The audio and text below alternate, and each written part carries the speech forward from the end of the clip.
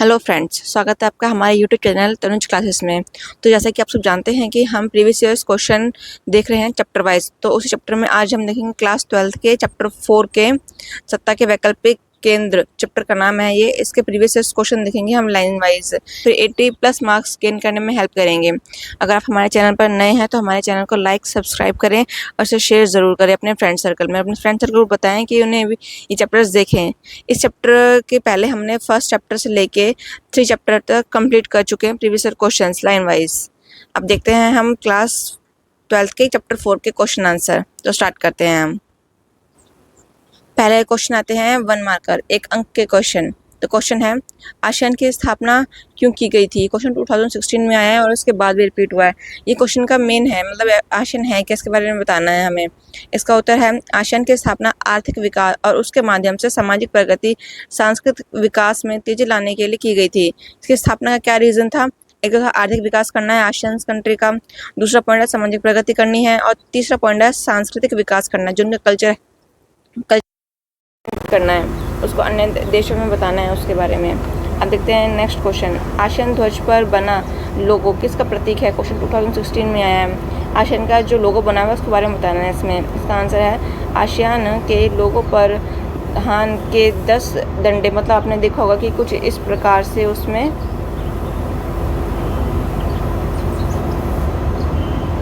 थोड़ा सा अच्छा नहीं है पर आप देख लीजिएगा, कुछ इस प्रकार है उसका लोगो।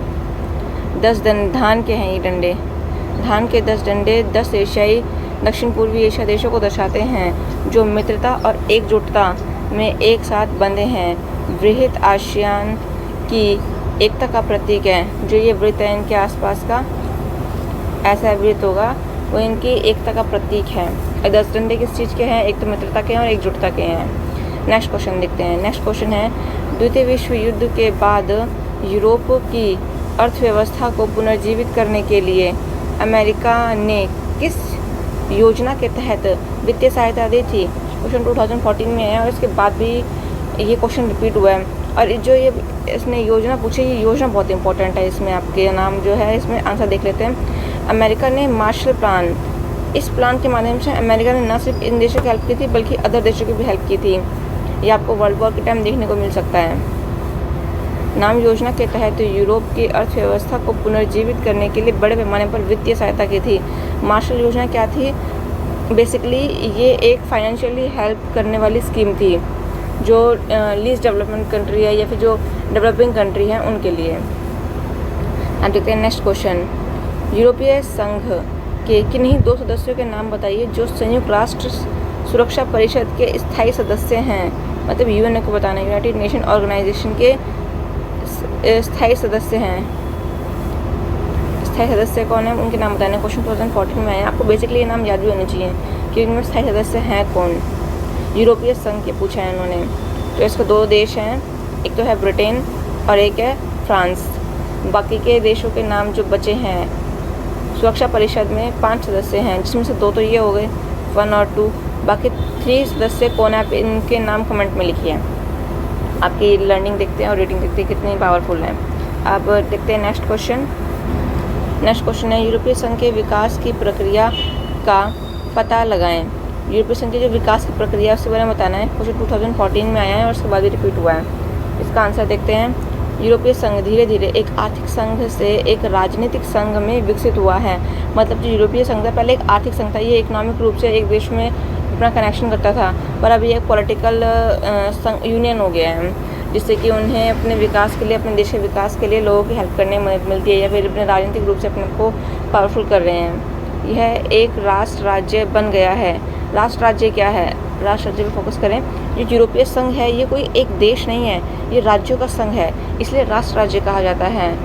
इसका अपना संविधान नहीं है। यूरोपीय संघ का अपना संविधान नहीं है, पर जो इसके अंदर कंट्रीज़ हैं, इसके जो ग्रुप मेंबर हैं, उनका किसी किसी का अपना अपना संविधान है, उनमें भी शायद सभी का नहीं है। अब देखते हैं नेक्स्ट क्वेश्चन, आसियान मार्ग से क्या तात्पर्य है? क्वेश्चन 2012 में आया और उसके बाद भी रिपीट किया गया है। इसका आंसर देखते हैं। यह एक प्रकार की बातचीत है जो अनौपचारिक, अनधिकृत, गैर टकराववादी और सहयोगात्मक है। ये मार्ग के बारे में पूछा है कि आसियान का मार्ग है ये किस लिए है। इसमें ये है, इसमें अगर अनौपचारिक बातचीत होती है, मतलब ये नहीं कोई फॉर्मल बातचीत होती है, सब देशों के कंट्री के लीडर मिलते हैं, अनौपचारिक बातचीत होती है, अनाधिकृत होती है, यहाँ पे कोई अधिकार रूल वगैरह नहीं है, गैर टकरावपूर्ण होती है, पर टकराव का सोल्यूशन होता है, यहाँ पर कोई टकराव नहीं होता है। सहयोगात्मक है, ये सभी देशों के सहयोग करते हैं, उन देशों के विकास करते हैं, किस देशों की चीज़ की नीड है तो वो उसको प्रोवाइड कराई जाती है। नेक्स्ट क्वेश्चन देखते हैं, मास्टर्स संधि से क्या तात्पर्य है, क्वेश्चन 2009 में है और इसके बाद में भी ये लास्ट सेकेंड ईयर में भी थर्ड ईयर में ये क्वेश्चन रिपीट हुआ था फिर से। तो इसका आंसर देख लेते हैं। मास्टर्स संधि पर 7 फरवरी 1992 को हस्ताक्षर किए गए थे, जिसने यूरोपीय संघ, इसे EU बोलते हैं, यूरोपीय संघ को इन शॉर्ट में, की स्थापना की। 1992 में यूरोपीय संघ की स्थापना की और आम विदेशी और सुरक्षा नीति, सहयोग, न्याय, गृह मामले और एकल मुद्रा के निर्माण की नींव रखी। मतलब जो ये मास्टर्स संधि है, इसके माध्यम से एक तो यूरोप की स्थापना हुई, उसके द्वारा ही उसके निर्माण की नींव की गई थी, मुद्रा लागू की गई थी, गृह मामले, न्याय, सहयोग को बढ़ावा दिया गया था, सुरक्षा नीति अपनाई गई थी और उसके विदेश नीति अपनाई गई थी। ये सब काम हुए थे मास्टर्स संधि से। मतलब मास्टर्स संधि किससे जुड़ी है, इन शॉर्ट ये है यूरोप की स्थापना से, आप ये कह सकते हैं, स्टेबलाइजमेंट ऑफ यूरोप, ये यूनियन। नेक्स्ट क्वेश्चन देखते हैं, 2 मार्कर है।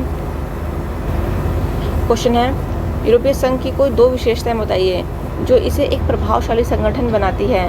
क्वेश्चन 2014 में आया, इसका आंसर देख लेते हैं। 2 विशेषताएं, पहली है, समय के साथ यूरोपीय संघ एक आर्थिक संघ से राजनीतिक संघ में बदल गया।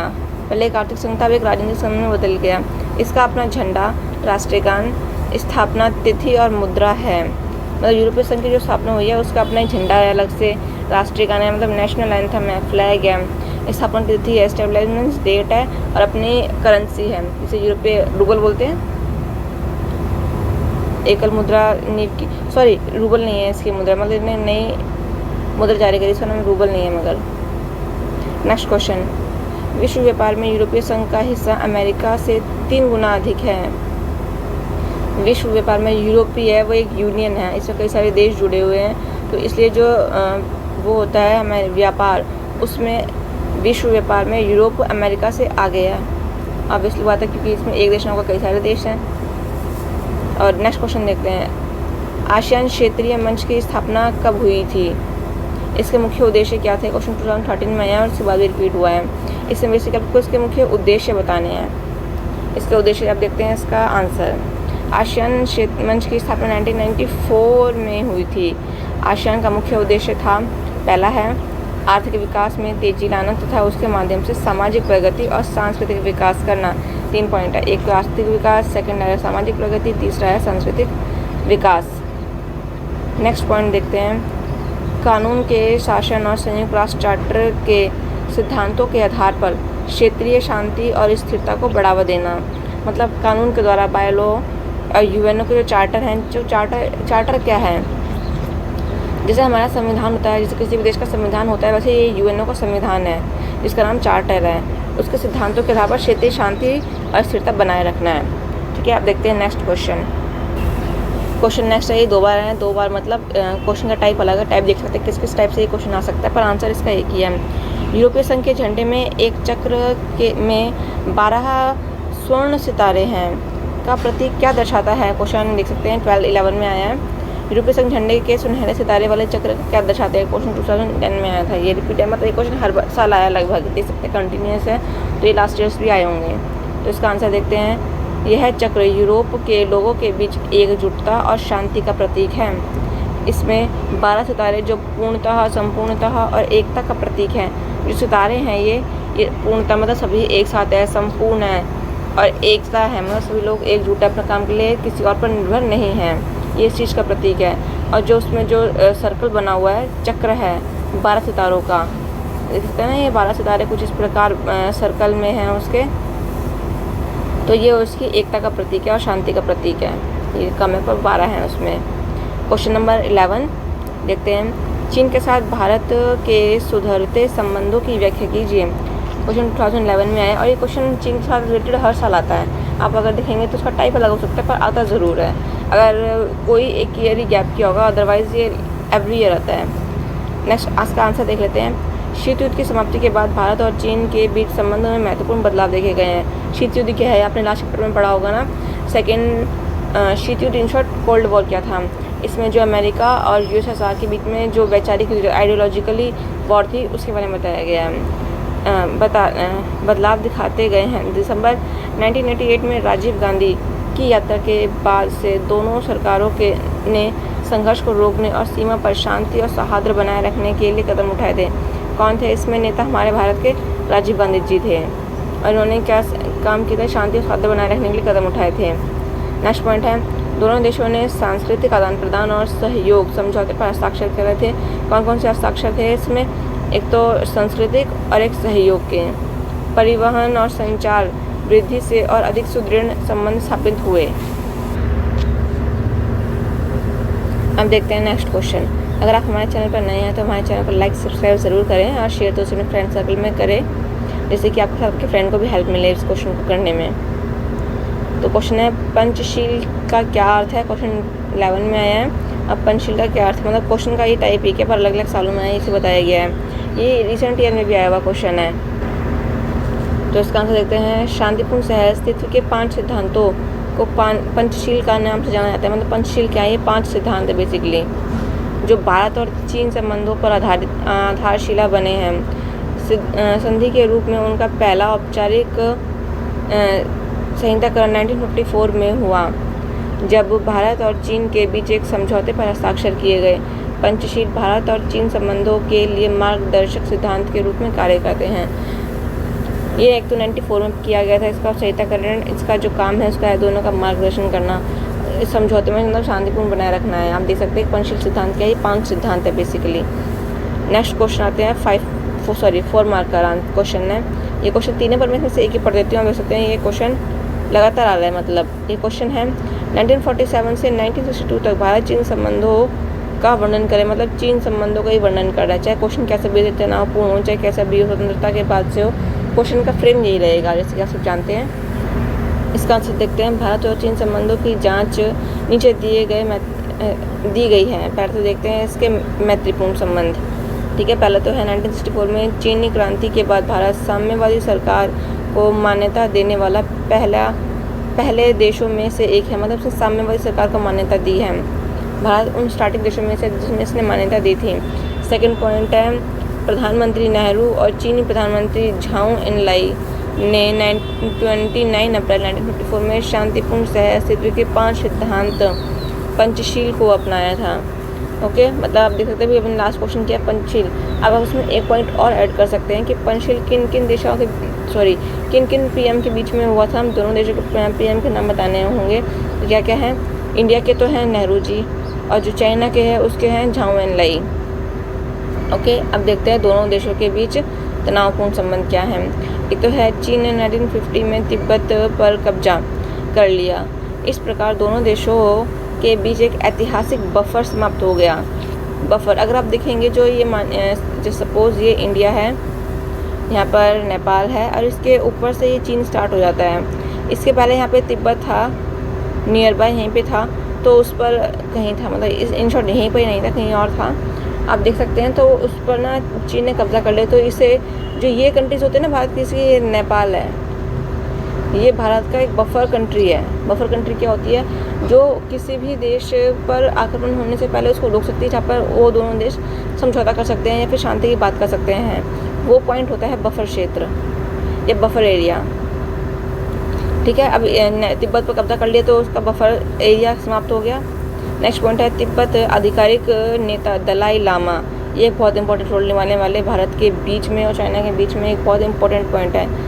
ठीक है, ये दलाई लामा हैं जिनकी वजह से भारत और चीन का युद्ध हुआ था। 1959 में भारत में शरण मांगी थी इन्होंने। चीन ने आरोप लगाया था कि भारत अपने यहाँ चीनी विरोधी गतिविधियों की अनुमति दे रहा है। तो जब उन्होंने दलाई लामा जी को शरण दी थी तो उस टाइम चीन ने आरोप लगाया था जो भारत है जो वो चीन के विरोधी है उनको शरण दे रहा है, मतलब उनको पनाह दे रहा है या फिर भारत विरोधी गतिविधियों को बढ़ावा दे रहा है। नेक्स्ट पॉइंट है दोनों देशों के बीच लद्दाख क्षेत्र में अक्साई चीन क्षेत्र आपको मुझे कमेंट में बताना है किस क्षेत्र को अक्साई चीन क्षेत्र कहा जाता है। और पूर्वी क्षेत्र में नेफा को लेकर सीमा विवाद उत्पन्न हुआ है। इन दो जगहों के बेसिकली आपको मुझे नाम बताने हैं कि ये भारत के कौन कौन से हिस्से हैं और इन्हें अदर नेम से किस नेम से जाना जाता है। नेक्स्ट पॉइंट है सीमा विवाद के कारण अक्टूबर 1962 में चीन ने बड़े पैमाने पर आक्रमण किया, अतः चीन ने एक तरफा युद्ध विराम की घोषणा की, लेकिन दोनों देशों के बीच संबंध तनावपूर्ण रहा। जो 1962 का युद्ध हुआ था, इसका कारण क्या था? इसका एक कारणों में से एक तो यही था कि दलाई लामा जी को शरण देना भारत के द्वारा। तो चीन इसी से उखड़ा हुआ था कि हमें भारत से अपना बदला लेना, उन्होंने हमारे विरोधी को शरण दी है। अब देखते हैं नेक्स्ट क्वेश्चन है, शीत युद्ध के बाद भारत चीन संबंधों में हुए किन्हीं 4 महत्वपूर्ण बदलावों का उल्लेख करें। क्वेश्चन 2016 में आया हुआ है। इसका उत्तर देख लेते हैं। शीत युद्ध की समाप्ति ने भारत और चीन के बीच संबंधों में कई बदलाव किए हैं। शीत युद्ध के बाद भारत चीन संबंधों के 4 महत्वपूर्ण बदलाव नीचे दिए गए हैं। एक्स्ट्रा 5 है, 5 पॉइंट दे दिए हैं। एक पॉइंट है, भारत चीन दोनों ही खुद को अंतर्राष्ट्रीय राजनीति में उभरी हुई ताकत मानते हैं। 1998 में राजीव गांधी की यात्रा के बाद दोनों देशों ने सीमा पर शांति और चुप्पी बनाए रखने की कोशिश की थी। कब की थी? जब राजीव गांधी जी ने 1988 में चीन का दौरा किया था, उस टाइम पर।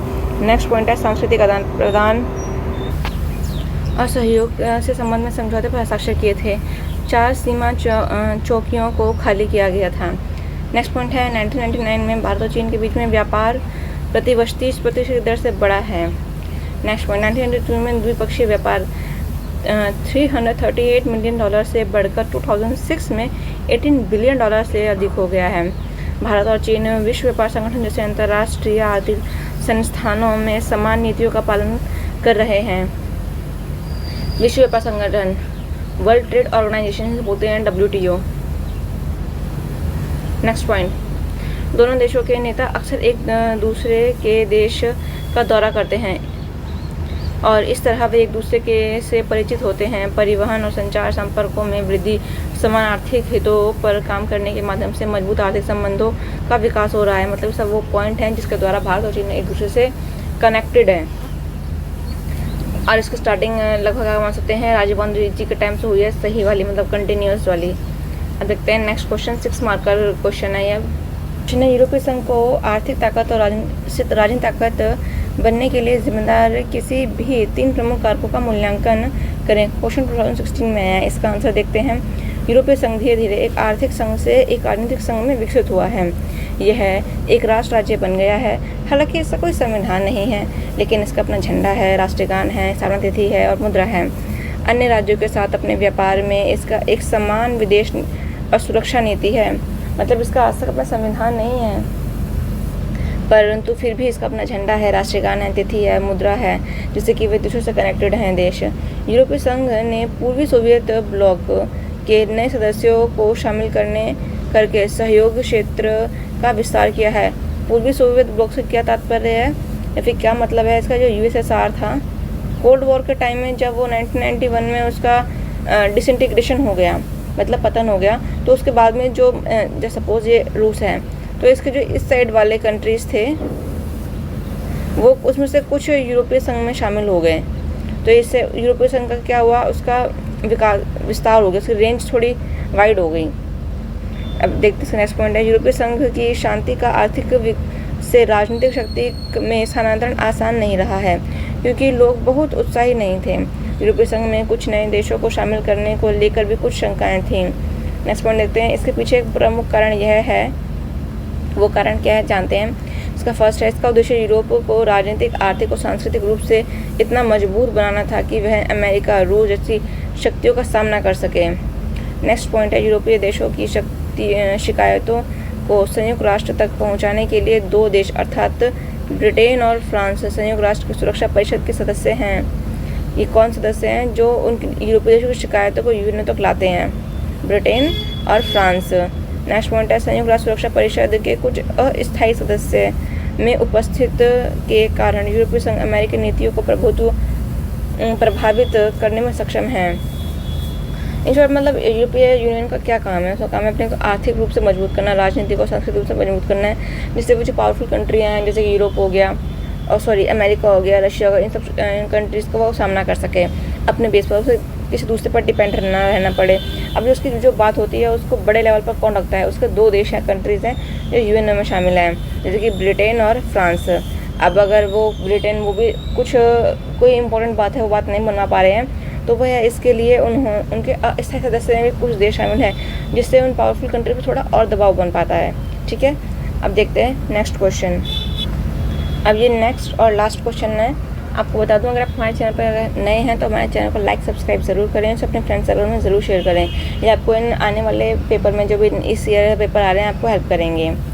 तो देखते हैं क्वेश्चन है, चीनी अर्थव्यवस्था के उत्थान के लिए जिम्मेदार कारकों की व्याख्या करें। क्वेश्चन 2009 में आया और इसके बाद भी ये 17 में भी 18 में भी आया क्वेश्चन, ये दोबारा रिपीट हुआ था।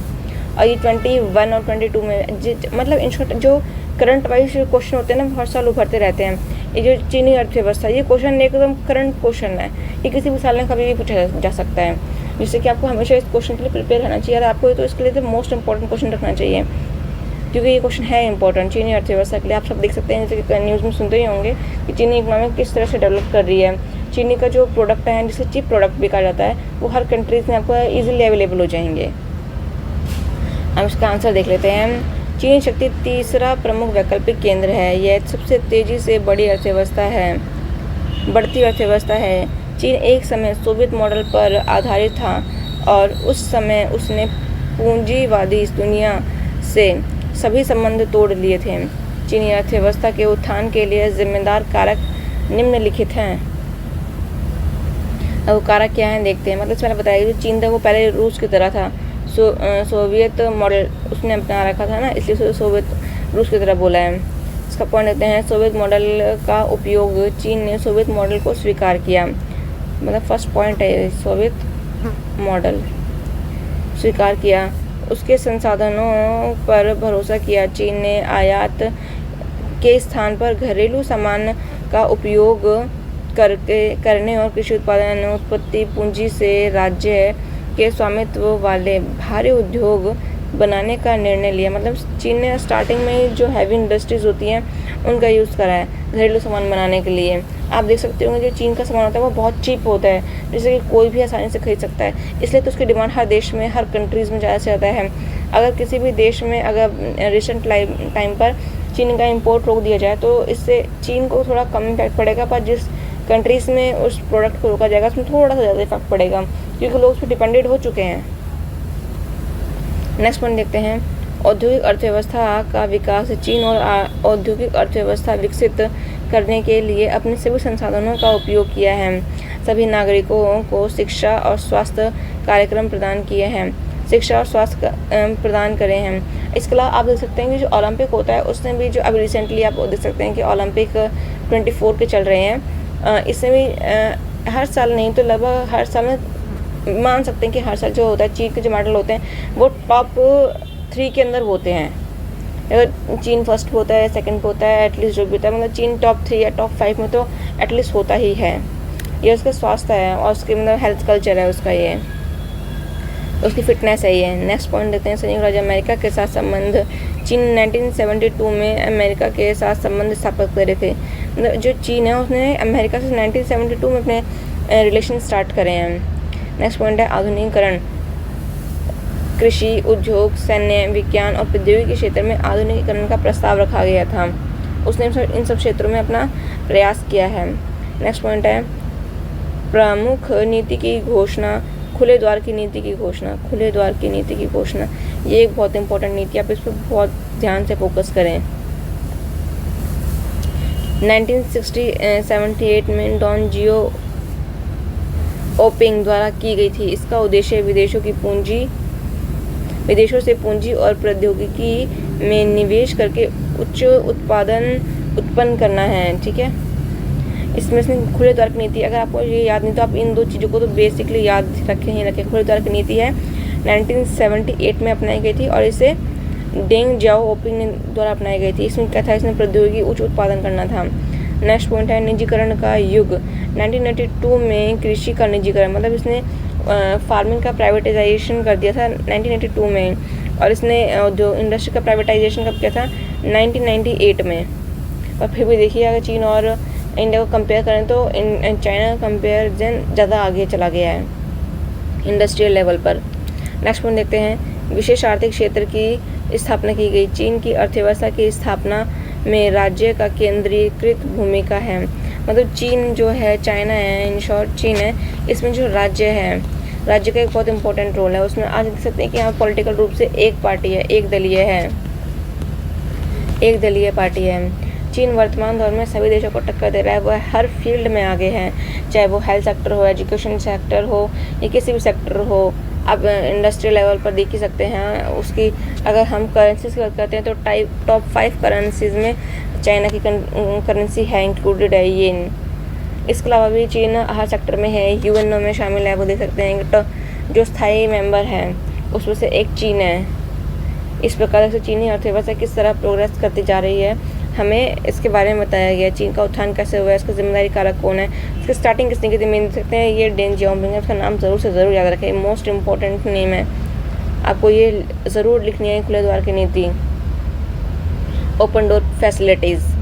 ओके, तो इस प्रकार ये चैप्टर खत्म होता है। ये सारे प्रीवियस क्वेश्चन है, आप इन क्वेश्चन को ध्यान से देखें, इन क्वेश्चन को ध्यान से देखो और एक बार दोबारा से इन सारे क्वेश्चन की रिवाइज कर लें, जिससे कि आपको एकदम ये पक्के हो जाएं क्वेश्चन। और ये अपने फ्रेंड सर्कल में जरूर शेयर करें, और हमारे चैनल को अभी तक आपने लाइक और सब्सक्राइब नहीं करा है तो ज़रूर करें।